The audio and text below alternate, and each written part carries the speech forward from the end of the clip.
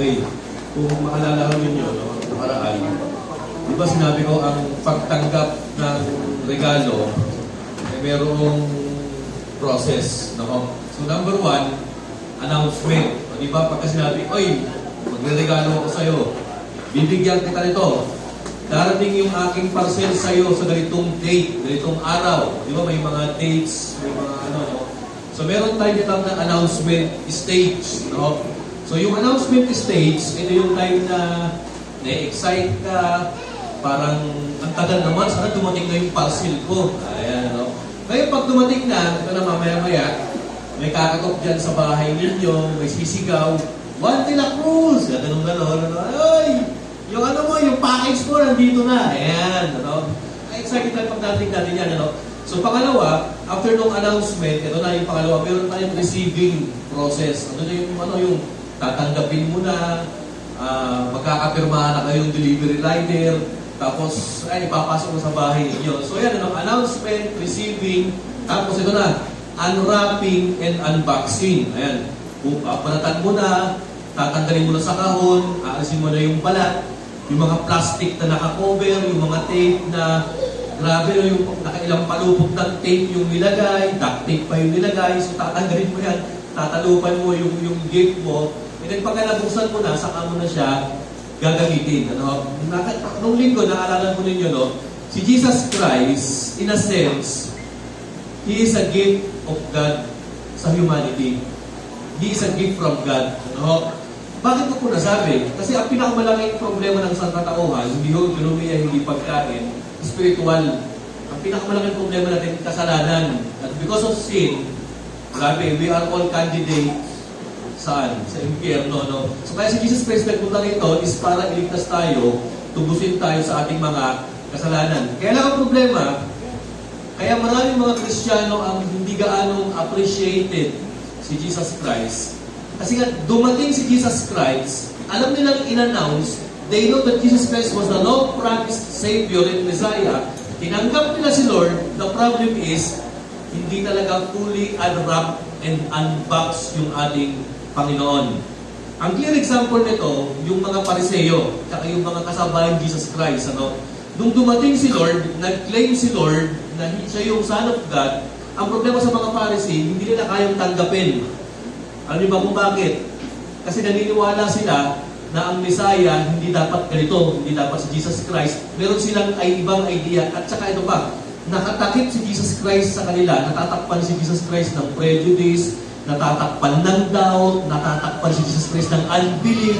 Ibig sabihin, in short, parang hindi talaga fully unwrap and unbox yung ating Panginoon sa kanila. Kasi nga, iba yung kanilang inaasahang Messiah. Tama mo ba, mga kapatid? In the same way, ganun din ang magiging mangyari sa atin kapag talagang si Jesus Christ, hindi mo talaga fully unbox and unwrap. Ano? Di ba't pagka meron kayong bagong cellphone, ano ginagawa ninyo? Pag ginagamit mo siya, kailangan wala na sa plastic, wala na sa kahon. Ayan, ano ho? Ako, pag may cellphone ako, alam nyo kung ano ginagawa ko? Di ba't pag may bago kang cellphone, may nakalagay na plastic sa screen, parang screen protector. Yung iba, hindi tinatanggal yun. Ako, tinatanggal ko eh. Alam niyo ba kung bakit? Kasi yung plastic na yan, it affects the way I see yung screen sa aking cellphone. Parang blurred ang tingin ko. Tsaka ito paano, pagka nandyan yung plastic na yan, hindi maganda yung hagod. O yung ganun. Hindi maganda yung pagkakahagod. Kaya ginagawa tinatanggal ko kasi minsan istorbo eh. O kaya kung minsan, pag hinagod ko, sumasama yung plastic, malagkit. Sabi ko, in the same way, dapat si Jesus Christ, alisin din natin lahat ng mga naka-wrap, nakadikit sa Kanya, yung mga prejudice, yung mga doubt, yung mga unbelief natin, nang sa gayon, si Jesus Christ ay ma-fully revealed sa atin ng ating Panginoon. So dito na tayo sa pangalawang series natin. Noong nakaraan, nabanggit ko na si Jesus Christ ay iprenamis pa nung panahon ni Isaiah. Actually, yung panahon ni Isaiah at saka panahon nitong Luke 1:26 hanggang 38, para siguro may mga 700 years gap ito eh. Dulo mo 700 year gap ito. Ano? So, dulo mo, no, parang ang tagal yata ng ang tagal ng parcel mo, no?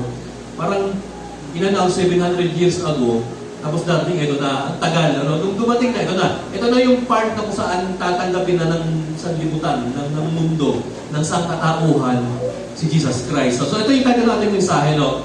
The announcement of the greatest birth ever. Ayan. Kamakailan merong mag-asawang artista ang nag-announce, buntis na yung kanyang misis. Kaya tuwan-tuwa sila, no? Pero ito yung greatest announcement ng isang kapanganakan, no? Sa buong mundo, yung kapanganakan ng ating Panginoon, no? Dito po, sa Luke 1:26-38, para meron akong apat na bagay na nakita. Number 1 ito, yung apat na part ito. Merong greetings. Ano yung greetings? Basahin natin sa verses 26-29. Ayan. Basahin natin yung greetings ng angel. Ito ang sabi. In the 6th month, actually 6th month ng pagkakabuntis ni Elizabeth. Si Elizabeth, parang kamag-anak ni Mary. Kaya na ang problema, si Elizabeth, senior citizen.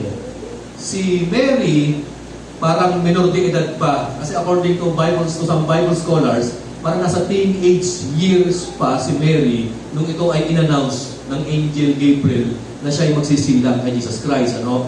So, biruin nyo, 6 na buwan ng buntis si Elizabeth na senior citizen. Ano? Actually, matanda na si Elizabeth pero nagbubuntis pa. Ano? So, ito na nangyari. Pinadala ng Panginoon sinong anghel? Si Angel Gabriel saan? To Nazareth, a town in Galilee. Sa verse 27, to a virgin pledged to be married to a man named Joseph, a descendant of David. And the virgin's name was Mary. Okay, tingnan po natin ito. No? Sa verse 28, the angel went to her and said, "Greetings, you who are highly favored, the Lord is with you." No? Dito po sa first part, pansinin po natin yung announcement ng birth ni Mary. Doon sa outline, tingnan po natin ito. Ano? Sabi ko nga po, church, yung announcement o yung greetings ng angel sa kanya, kakaiba. Sige, ayan o. The birth of Christ was announced into an unexpected place and unexpected woman. Ano yung ko sabihin? Ano? Nasaan si Mary during this time? Nasa Nazareth. Nasa Galilee. At alam nyo ba ang Nazareth during that time? Parang ano to parang hindi ito yung sagradong lugar para sa mga Hudyo, sa mga Israelita Parang ano to parang halo-halong relihiyon yung nandito. Nandiyan yung mga Greeks, nandiyan yung mga Gentiles. Kasi itong Nazareth, daanan ito papuntang Tyre and Sidon. Yung Tyre and Sidon, nasa Lebanon ngayon yan. So ang tingin ng mga Hudyo sa Nazareth, parang hindi okay na i-announce yung greatest birth ever sa isang tao. Parang hindi ito yung place na dapat i-announce ang birth sa Jerusalem no? Sa Judea hindi sa Galilee, hindi sa Nazareth sabi ng mga Hudyo, no? So ito the birth of Christ was announced into an unexpected place. Ito pa permanente. In-announce ang kapanganakan ni Kristo saan? Sa isang unexpected woman. Ano pangalan? Mary. Ano ang kaso ni Mary, mga kapatid? She was pledged to be married. Sa ibang term, sa mas malalim na English term, betrothed. Ang ibang term ng betrothed, engaged, mga kapatid. Ito po, sa Philippine culture, tsaka sa Jewish culture, magkaiba po yung pagkakaintindi natin ng engagement, mga kapatid. Ano? Ang pagkakaunawa, mga kapatid, ng Pilipino, pagka ikaw ay na-engage, yung tipo na yung babae, naluhuran na ng lalaki, inabutan na ng sing-sing. Engaged na sila, yun na yun. O, tama, i-schedule na lang yung schedule ng kasal, naka-planchado na kung sino yung magkakasal, yung mga abay, engagement yan. Ano? Ang engagement sa panahon natin, pwedeng maputol yan kapag ang babae nag-run away o kaya ang lalaki nag-run away. Run away bride o kaya run away group o kaya nag-ghosting. Putol ang engagement. Ano? Kagaya nung nakaraang balita, mayroong mga artista na engaged na, biglang nagkaroon ng hindi pagkakaunawaan, nasira ang engagement. So nagkasulian ng singsing, mga kapatid. Ano? Sa Jewish context, tingnan po natin ang engagement pwedeng masira, kailangan magpa-file ka ng divorce. Ano? Actually, ang engagement o ang betrothal sa Jewish culture, ito, they are considered as husband and wife, kaya lang hindi pa sila nagsasama. Hindi pa na-consummate yung kailang marriage. Hindi pa sila pwedeng magkaanak kasi ikakasal pa sila. Pero considered na sila na mag-asawa. Si Mary, ganito yung situation na kung saan kinalalagyan niya. Ano, betrothed na siya, engaged na siya. Ano, so biruin nyo, no, ang kapanganakan ng ating Panginoong Jesus ay in-announce sa isang batang kababaihan o babae na engaged na betrothed na. So kung sakaling may pangyayari sa relationship ni Joseph at ni Mary, kung pwede kung ayaw nilang ituloy yung kanilang kasal, pwede silang mag-file ng divorce. Samantala sa panahon natin, iwanan mo na yung jowa mo, hiwalay na kayo, ganun lang yun, huwag ka na magpakita. Pero dito, kailangan merong mga legal process na kung saan magpa-file kayo ng divorce. So ito ang nangyari, no? In-announce ang kapanganakan ni Christ saan? Sa Nazareth, unexpected place into an unexpected woman. Biruin yung teenager, betrothed. Ano ang mensahe nung angel? Doon sa pangalawa, tingnan natin yung next dito sa slide. Yung proclamation. Let us read yung verses 30 hanggang 34. Basahin natin But the angel said to her, ano sabi nung una? You are highly favored. Ito na. Natakot si Mary.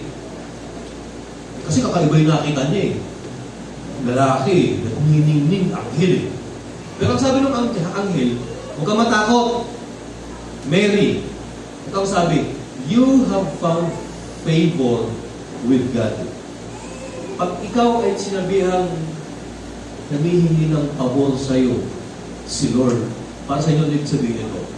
Siguro pagkahiningan ka ng pabor ni Lord, parang meron kang mission impossible para kay Lord eh. Parang meron kang assignment kay Lord eh. Parang merong ipapagawa sa'yo si Lord. Okay, sa verse 31, ito ang sabi, you will be with a child, you will be with child and give birth to a son, and you are to give him the name Jesus. So, pero ito yung announcement eh. May favor sa'yo si Lord, manganganak ka, lalaki ang iaanak mo, baby, at papangalanan mo, Jesus. Ano ibig sabihin ng favor? Ito pa sabi, sa verse 31, you will be, okay. Sa tayo, ano ibig sabihin ng favor, mga kapatid? Ito napansin ko eh. Ito yung definition ng favor eh. Favor is God's gracious choice of someone through whom God does something special. Ito pala ibig sabihin ng pabor ng Diyos. Ito pala ibig sabihin ng favor na binabanggit ng anghel. Isa raw itong biyaya na pagpili ng Panginoon sa isang tao na kung saan itong taong ito ay may ipapagawang espesyal ang ating Diyos. At ito nga si Mary. Siya yung chosen one. Siya yung gagawa ng assignment ni Lord. At ang assignment na pinapagawa sa kanya ni Lord, siya yung magiging nanay ng Son of God. Siya yung magiging nanay ng Lord and Savior. Siya yung magiging nanay, magiging physical na nanay ng second member of the Holy Trinity. Eh, grabe, no? Ganyan pala ang favor na hinihingi ng Panginoon kay Mary. And listen to this, take note, si Lord humihingi ng favor kanino? Hindi sa isang veterano, hindi sa isang magiting na lalaki, hindi sa isang talented, skillful na servant ng Panginoon, hindi sa isang kabataan na nag-i-start pa ng, mag-i-start pa ng magpamilya, nakaplano ng ikasal, betrothed, engaged, tapos walang experience sa buhay. Yan ang, dyan papasok sa itang favor. Ibig sabihin ng favor, ito pa sa second part, favor is what God does for someone out of His good pleasure. Ayan, Ibig sabihin, siguro nakitaan ng Panginoon si Mary ng potential. Nakitaan niya ng, may napisil ng Panginoon. Di ba tayo pagkakatayo namimili ng namimili ng mga bibilhin natin. Minsan, bibili ka ng kamatis, hindi na mo kung may uod, lamog, bulok, o hinog na, o kaya mahihinog pa lang. Ganun din siguro ang pag-pick sa kanya ng Panginoon kay Mary. Di ba kung bibili kayo ng isda, di ba na ito ng mga isda binibili ninyo? Di ba? Kailangan pag bibili ka ng isda, yung maningili yung mata, hindi na muna na nakatitig sa iyo yung isda. Nakadilat yung mata ng isda, sa'yo duling pa, nakadalo. Di ba? Ibig sabihin, ganun din ang pagkakapili ng Diyos kay Mary. Sa sandamakmak na kababaihan na namumuhay during that time in Israel, itong whole Israel, not just in Galilee, in the whole Israel, si Mary ang hinanpick ng Panginoon para sabihin, you are highly favored. Ikaw ang napipili ko at ikaw ang pinaniniwalaan kung kayang gampanan na maging nanay ni Jesucristo. So ito sabi, favor is what God does for someone out of His good pleasure. It is sovereignly bestowed and not earned. Ibig sabihin, yung favor ng Diyos sa buhay ni Mary, hindi niya ito, Lord, ako ang piliin mo. Hindi niya ipinakiusap si Lord eh. Lord, ako sana. Ako na. Hindi nag-volunteer si Mary. Si Lord ang pumili sa kanya. It is sovereignly bestowed, ibinigay at nag-earn. Tandaan nyo, there is nothing in Mary that deserves to be chosen. Walang meron si Mary, walang special sa kanya kaya pinili ng Panginoon. Hindi, napisil talaga siya ng Panginoon. Ang pagpili ang pagiging nanay ni Mary kay Jesus Christ is hindi dahil sa kung anong meron siya, dahil siya talaga ang nais at pinili ng ating Panginoon. Naintindihan po ninyo yung sabihin ng favor. Sige dito yung teacher. O di ba pagka kayo yung teacher, minsan, may favor naman ako sa'yo. Mamaya yung teacher. Siyempre, binigyan ako ng teacher ng regalo. Nagulat yung estudyante, ang binigay sa kanya eraser. Ayan. Ikaw ang board member ngayon, tagapura ka ng blackboard. At tawag yan kapatid, favor. Di ba? Pag-isa na naman yung mga teacher, nakakalikat. Siyempre, yung estudyante ito, pinili ako ni teacher. Yung sa ating estudyante ko, pinili. Mamaya may kinabot ako ni teacher. Samahan mo ako, edit mo ka sasakay ng tricycle. Siyempre, ikaw, favor. Ayan, ganun po ang ibig sabihin ng favor. Hindi ito advantage over someone or over the other people around you, Ang favor, may pinapagawang mission sa iyo ang ating Panginoon. Kaya the problem din sa favor na ginawa ng Diyos kay Mary ito, ibang mga tao masyadong venerate, inelevate si Mary to the point na parang sinasamba na siyang Diyosa. O di ba, Ginoong Maria. May mga dasal na ganun Holy Mary, Mother of God, pray for us. Mga ganun To the point na nagdadasal na sila kay Mary, sinasamba nila si Mary, at ang tingin nila kay Mary is sinless Mary, mga kapatid.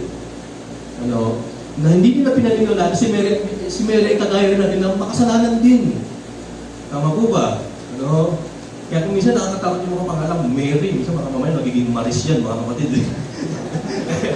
Totoo yan, si Mary, parang ganoon din yan Nagkakasala tayo, nag-scandalize tayo, mga kapatid.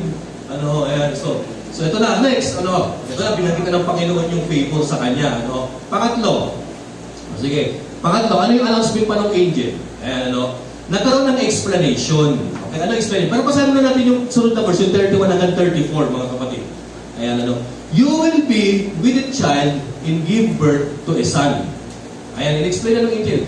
And you are to give him the name Jesus. Sa verse 32, binanggit ng anghel kung ano ang nature, person, at mission ng Panginoon. Binanggit ito ng angel kung ano yung person and mission nung isisilang ni Mary.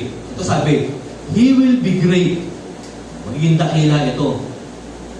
He will be called Son of the Most High. Anak ng Diyos, Son of God. And the Lord God will give him the throne of his father, David. Binanggit din na pangatlo, maghahari ito. So, pero yun yung could you imagine, ikaw si Mary, kabataan ka, inexperience ka sa buhay, pero isisilang mo, grabe, Son of God, magkakaroon ng throne, nakagaya at mas malupit pa sa kanyang ninuno na si David. Sa verse 33, binanggit din ito, And he will reign over the house of Jacob forever. Biruin mo ang kanyang pag-ahari, unending yung kanyang term. His kingdom will never end. Alam niyo bakit kaya sinabi ito ng angel? Siyempre, parang agreement ito na kailangan parang ikaw pinili ni Lord Mary na magsisila sa Son of God. Ganyan yung kanyang ministry, ganyan yung kanyang gagawin. Siguro si Mary, nung na-realize niya, kakaiba mo favor ito Gawin mo itong ipagbubuntis ko sa aking sinapupunan, is magiging dakila, magiging great, magiging Savior, Jesus ang pangalan. So kung ikaw si Mary, kapatid namin ibig sabihin ito, pangangalagaan mo yung binigay sa'yo ng Panginoon. Iingatan mo yung pagbubuntis. And then in verse 34, ito na, nagtanong si Mary, how this will be? Mary asked the angel, since I am a virgin. Ito yung alam nyo, dito ako natuwa kay Mary. Kahit bata pa siya, meron siyang wisdom, wise, smart. Hindi siya basta-basta umuoo. Ibig sabihin, kinoconsider pa ni Mary yung mangyayari sa kanya. Paano yung mangyayari nga ito? Unang-una, betrothed ako. Hindi pa ako talaga kasal talaga. Na talagang, engaged pa lang ako. Tapos magbubuntis ako. Yun yung kanyang question eh. At saka ito, paano mangyayari ito na ang isang birheng kagaya ko ay magkakaanak? Pero yun ang sagot, ang tanong dito ni Mary, yung biological question tsaka moral question. Tama ba? Paano ako mabubuntis? Wala pa akong asawa. Ikakasal pa lang ako. Virgin ako. At paano magbubuntis ako kung sakali, baka ma-scandalize ako. Yun ang kanyang question eh. Pero pansinin natin sa verse 35, yung pangalawang part, ito yung sagot ng angel, yung kanyang explanation that we will found The angel answered, the Holy Spirit will come upon you. Yan yung unang sagot. Yung unang sagot sa question ni Mary na, paano ako magbubuntis? Dalaga pa ako, engaged pa ako eh. Ano mo sabi ng pangatlong ng angel? The Holy Spirit will come upon you. There will be a miracle that will happen into your womb. Magbubuntis ka kahit virgin ka. Yun yung una, yun yung scientific answer doon sa scientific question ni Mary. Ito yung biological answer ng angel doon sa biological question ni Mary. Ito naman yung moral answer ng angel sa moral question ni Mary. Ito pa, and the power of the Most High will overshadow you. Ibig sabihin, yung kapangyarihan ng Holy Spirit mag-overshadow. Kapatid, tanda natin, yung term na overshadow, it is the same term that God used when He overshadowed the Israelites during Exodus. Di ba ano sabi? May ulap na naka-cover habang ang Israel, ang anak ni Israel ay naglalakbay sa disyerto. Nakaprotekta, overshadow. Ganun ang Holy Spirit sa buhay ni Mary. Protektahan siya, iingatan siya. Ito ang sabi, ito yung moral answer. So the Holy One to be born will be called the Son of God. Ibig sabihin, sabi ng angel, kung question nila na ikaw, Mary, nagkaroon ng scandal, don't worry. Kasi yung ipapanganak mo, yung ipagbubuntis mo, is the Holy One. And to be born will be called the Son of God. So, yun yung sinagot ng angel yung biological question tsaka yung moral question ni Mary. Nasagot na. Sa verse 35 o 36, ito na nangyari karugtong. Ito, pinaliwanag ng angel na kung hindi ka maniniwala sa akin, sabi ng angel, nakita mo si Chang Elizabeth mo, na senior citizen na, naglilihi na. Ika-6 months na niyang buntis. Ito sabi niya, even Elizabeth, your relative, is going to have a child in her old age. And she who was said to be barren is in her 6th month. Matanda natin, di ba yung in the 6th month? 6 months ng buntis, si Chang Elizabeth. Sa verse 37, for nothing is impossible with God. Bakit nasabi din ng angel? Kung yung senior citizen, 6 months ng buntis, itong teenager na kagaya ni Mary, kaya rin magbuntis. Kasi walang imposible sa Diyos. Yung last part, yung sagot ni Mary sa verse 38, tingnan po natin ano sabi dito ni Mary? Yung verse 38. I am the Lord's servant. Mary answered, may it be to me as you have said. Sinagot na niya. Kumbaga sabi ni Mary, sige, challenge accepted. I'm gonna go for it, Lord. Then the angel left her. Ang ganda ng conversation ni Mary tsaka ni angel, mga kapatid. Ito talaga yung magandang combo na ini-screenshot. Tama po ba, mga kapatid? Ako yung ini-screenshot sa Bible para matutunan natin at talagang para ma-reveal yung kanilang combo that Jesus Christ was the Son of God, that Jesus Christ was the promised Messiah, that Mary will be born, will give birth, even though she's a virgin, mga kapatid. Ano, ito talaga yung talagang dapat talagang i-reveal, mga kapatid, sa social media, yung story ni Mary at in-announce ng anghel na siya yung magbubuntis, mga kapatid. So, ang sabi ni Mary, I am the Lord's servant, Mary answered, mangyari kung ano ang plano ng ating Panginoon. Okay, dito naman tayo next. Dito tayo balik tayo sa outline natin, church. Ano? Yan. Nag-respond si Mary sa verse 38. Ano yung mga pinagdaanan ni Mary sa kanilang conversation ng angel? Ito, number one, naniwala. Naniwala si Mary sa angel. Naniwala si Mary na ipagbubuntis niya si Jesus Christ. Naniwala si Mary sa kanyang misyon. Naniwala si Mary that although she's a virgin, magbubuntis siya. Believe. Di dapat tayo naniniwala rin tayo kay Lord. Maniwala ka rin dapat na si Jesus Christ ang Son of God, na siya yung Lord and Savior. Maniwala ka dapat na si Jesus Christ ay namatay para sa iyong kasalanan at tinubos ka sa pagkakasala mo. Maniwala ka dapat na si Jesus Christ ang magliligtas at tagapagligtas mo. Ayan, believe. Number 2, accept. Ano yung sabihin ng accept? Tinanggap ni Mary sa verse 38 yung challenge. Tinanggap ni Mary that she is what? Highly favored. Ano? Na meron siyang pabor kay Lord na may assignment na ipapagawa ang ating Panginoon. In-accept niya, di dapat tayo accept din natin si Lord eh. Tanggapin mo siya as your Lord and Savior, magkaroon ka ng relationship sa Kanya, mag-repent ka, ano? Tanggapin mo siya sa tubig ng bautismo, maniwala ka, accept. Ito pa, once na tinanggap mo na si Jesus Christ, once na na-born again ka na, once na naging Christian ka na, kailangan si Jesus Christ is mag-conceive sa buhay mo. Ano sabihin ng conceive? Ako yung dalawa yung salitang definition ng conceive. Conceive in a sense na ipinagbubuntis, pero conceive na I have an idea na na-conceive ko sa isip ko. Actually, dapat si Jesus Christ ay mag-conceive sa buhay natin. Mag-conceive in a sense na, alam mo ba yun, dumalim ka kay Lord, magkaroon ka ng full knowledge sa Kanya, yung bang ma-appreciate mo siya, talagang mangyari talaga na maging Lord and Savior mo siya to the point na, alam niyo ba yun? Kasi, minsan ang tao, once na tinanggap nila si Lord, hindi agad nila agad unang-unang nauunawaan, o agad na unang mauunawaan agad ang ating Panginoon eh.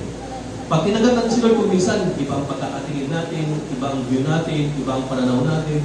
Ito talaga dapat, once na tinanggap mo si Lord, once you believe and accept Jesus, kailangan ma-conceive mo siya kung ano talaga siya, kung sino talaga siya sa buhay mo.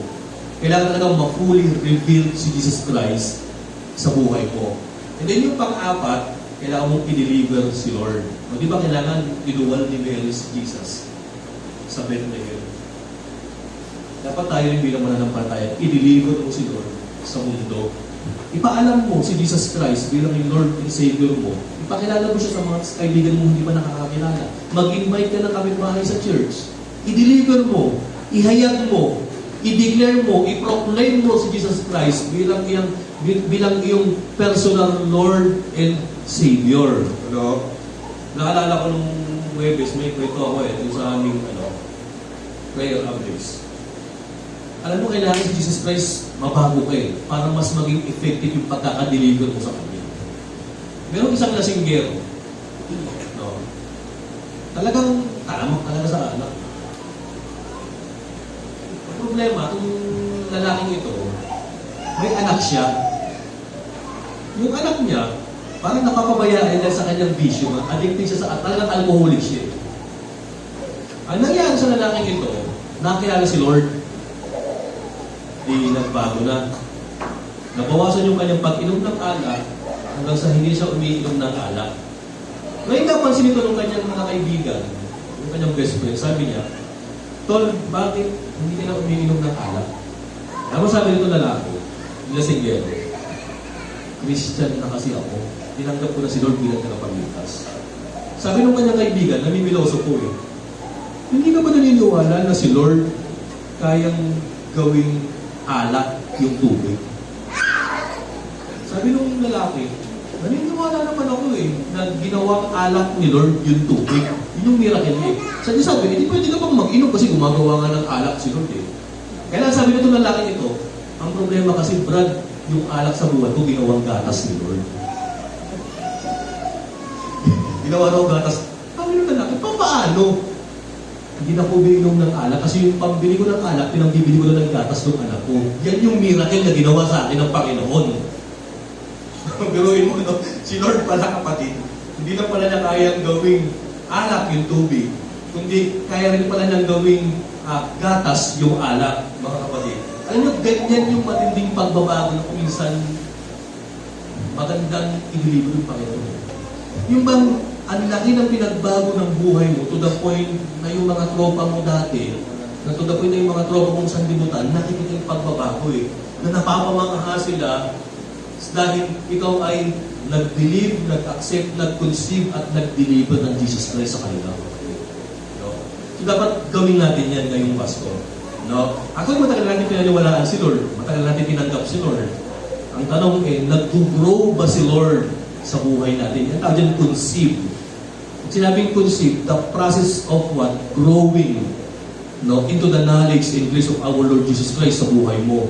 At ito pa, na-i-deliver mo ba si Lord sa mga taong wala pati pa nakakilala sa Kanya?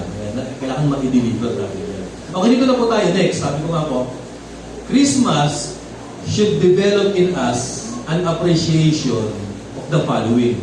At ulit, mayroong 5 bagay pang tema na binanggit dito sa Bible yung sa binasa natin. Sa Luke 1:26 hanggang 38. Number 1 ito, kailangan ma-develop yung appreciation mo, the sovereignty of God.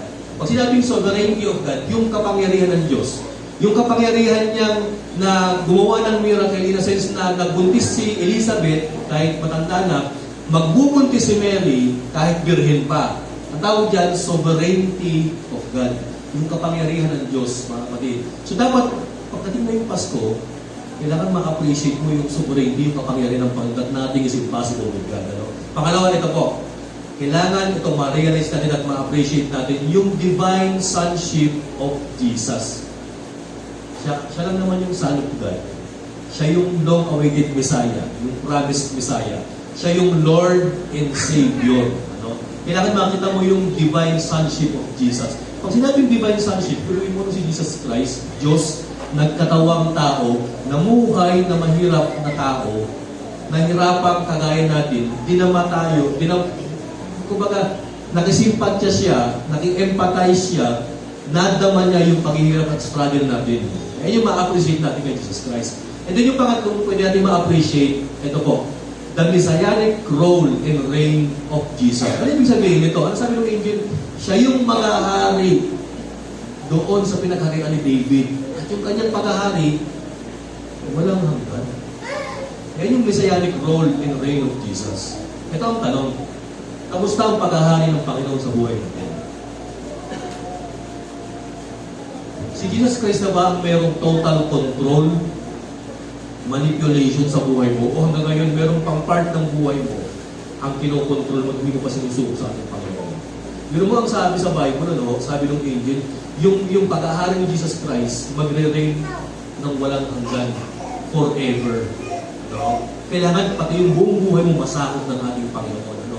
Pang-apat po, ito po, the power of the Holy Spirit. So verse 35, ano sabi ng angel?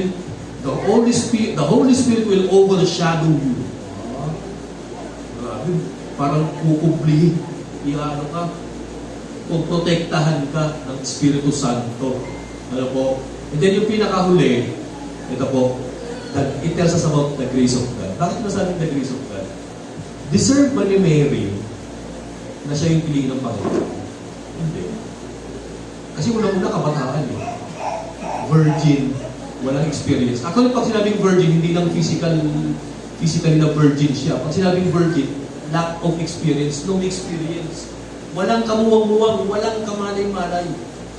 Deserve ba ng isang batang ito na baguhan pa sa buhay, yung bibigyan mo siya ng matinding assignment to the point na siya yung mag-aalaga sa Son of God? Hindi eh. Ano? Alam nyo, kaming mag-asawa ni Jenny, nagka-struggle kami doon sa unang anak namin kay Metmet eh. Kasi unang-una, hindi namin alam magpaligo ng bata. Hindi namin alam maglagay ng diaper. O, tapos pangalawa, pagka yung bata umiiyak, hindi ko alam patahanin. Alam mo naman yung bata, pag takpo mo ng una yung bibig, hindi ganun lang yun, mga kapatid. baka masuffocate yan. Ang hirap. Kaya nung unang beses na mag-alaga ng baby, pinapayaran kami. Grabe, para kaming teenager noon, nung kami nagkaroon ng anak Baka matanda na ako, wala kasi ako experience. Ibig sabihin, ganun din si Mary kay Jesus Christ. Paano ko ito paliliguan? Pero ano na nakatulong mo sa amin, yung aking biyanan. Ang galing nung biyanan kong babae mag-alaga ng bata Oo. Pagka paliliguan niya sa China nung araw, pinipitik lang tapos ginagano-gano lang sa planggana. Hindi nalulunod yung bata. Oo, ang galing Masyadong delicate kasi yung Tapos pagka paliliguan, pahihilihin niya. Ang galing! Minsan nga nung babe pa si Jaina, pagka kung ayaw tumigil ng iyak yung bata Tapos sabi nung biyanan ko, akin na, pagkakuha niya, tigil na kasi siya tulog Minsan ka sabi ko, hindi na pinagdududahan ako niya. Minanay na di ko anak ng bata. Kasi pag ako umiiyak Kaya tuwan-tuwa sila kasi kamukha kong araw. Pero ganun ang itsura ng isang virgin, inexperienced couple na mag-aalaga sa isang baby. Hindi mo alam ang gagawin mo. Malamang na-experience ni Mary yan Ano gagawin mo dito sa baby na ito? Pero alam mo dahil sa kapangyarihan ng Espiritu Santo, because of the grace of God, Mary was empowered and enabled to fulfill her task. Mga kapatid. Okay, dito na po tayo matatapos. Tayo may tumayo, Ito po, basahin po natin ito. Jesus was conceived supernaturally, lived powerfully, and died ignominiously. Pag sinabing ignominiously, namatay ng tragic death, namatay ng humiliating death, namatay ng, yung parang hindi magandang kamatayan. Kasi nga, crucifixion yung kamatayan ni Lord And He rose again victoriously and is coming majestically. Mga kapatid. Nasaan na kaya tayo din Oo. We have learned, we have experienced that Jesus Christ was conceived naturally. It happens in the past 2,000 years ago. We have observed in the Bible that Jesus Christ lived powerfully 2,000 years ago. He died ignominiously. Nangyari yan nung siya napako sa krus. Nangyari rin yan na pagtapos na mapako sa krus sa ikatlong araw, nabuhay siyang victoriously. Pero church, dito sa history ni Jesus Christ, yung pinakahuli na lang hinahantay natin. He is coming majestically. Ito ang tanong. While we are waiting for the coming of Jesus Christ majestically, ano ang ginagawa ko? Nawamatagpuan tayo ng Panginoong kagaya ni Maria. Na ginagawa ang assignment, na ginagawa na sinishare si Jesus Christ, na faithfully naglilingkod, sumasamba, nananampalataya, at nag-share kay Jesus Christ, mga kapatid. Dapat ganoon tayo matagpuan ng ating Panginoon as He comes back majestically in this whole world to redeem everything. Kamusta ang pakilingkod mo ngayon? Kamusta ang relationship mo ngayon? Nawa kung paano iningatan ni Mary at kung paano nag-conceive, nag-grow si Jesus sa buhay ni Mary, dapat ganoon din tayo. Mag-conceive, mag-grow, at maidilibot natin ng maayos si Mary sa sanlibutan ito. Kailangan, alam nyo, kung makita sa atin ng sanlibutan that we are highly favored, pinili tayo ng Panginoon hindi dahil sa meron tayo kakaiba, hindi. Talagang by grace ang pagkakapili natin ng Panginoon. Pero sana yung ating pagkakapili, yung favor na ibinigay ng Panginoon, gawin natin, tapatan natin ng faithfulness at ng loyalty ng paglilingkod sa atin. Hindi po tayo yung tayo po na lang. Father, once again, Lord, thank you so much sa napakagandang halimbawa ng inyong faithful servant na si Mary. Na bagamat virgin siya, dapat experience, batang-bata, Lord, pinili niyo siya, Panginoon, bilang maging nanay ni Jesus Christ. Lord, kung ano pong ginawa ni Mary ng pag-iingat, katapatan, at katapangan, Panginoon, na Lord, gawin din namin.